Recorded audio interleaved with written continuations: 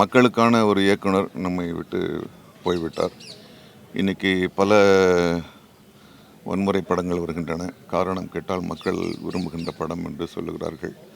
ஆனால் உண்மையாகவே மக்களை பற்றி மக்களுக்கான படம் எடுத்தவர் என்னுடைய நண்பரும் தோழரும் சகோதரருமான இயக்குனர் வி. சேகர் அவர்கள். அவருடைய சிந்தனை படம் மட்டுமே கிடையாது, அவருடைய சிந்தனை எப்பொழுதுமே மக்களை பற்றியாகத்தான் இருக்கும். அவர் சம்பந்தப்பட்ட எல்லா சங்கங்களுக்கும் உண்மையாக எந்தவித எதிர்பார்ப்புமின்றி அவர் செயல்பட்டார். தயாரிப்பாளர் சங்கமாகட்டும், இயக்குநர்கள் சங்கமாகட்டும், எழுத்தாளர்கள் சங்கமாகட்டும், அவர் எந்த பிரச்சனையும் இல்லாமல் எல்லா கலைஞர்களும் மிக மனநிறைவோடு இருக்க வேண்டும் என்பதுதான் அவருடைய ஆசை.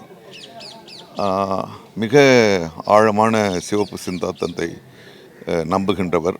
அந்த சித்தாந்தத்தை நம்புவதோடு மட்டுமல்லாமல் அவர் சம்பந்தப்பட்ட இடங்கள், அவர் கையாளுகின்ற இடங்களில் அதை நடைமுறைப்படுத்தியதையும் நான் பார்த்திருக்கின்றேன்.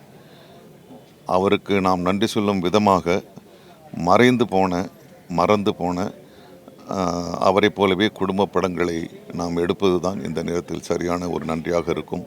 அதுதான் மக்களுக்கும் தேவையானதாகவும் இருக்கிறது.